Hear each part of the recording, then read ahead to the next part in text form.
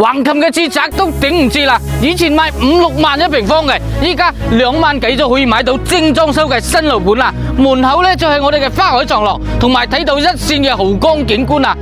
旁邊呢就係橫琴橋啦，再過去10分鐘唔到嘅時間就到橫琴口岸，過關澳門都係非常之方便嘅。呢度呢唔係公寓嚟噶，係70年產權嘅住宅。呢度呢買呢度可以1簽多行過澳門嘅，非常之方便。依家我哋上喺路上睇睇，嚟到我哋沙盤啦。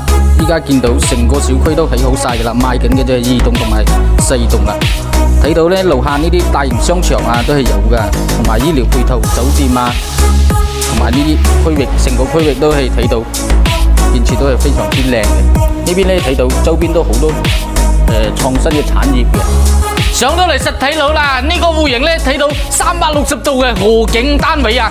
呢個單位呢做咗3房2廳2衛90幾平方啊，單價2萬幾就可以攞低呢間單位啦，所見皆所得啊！每間房嘅採光呢、通風都係非常之 OK， 非常之唔錯噶，而且戶型方方正正啊！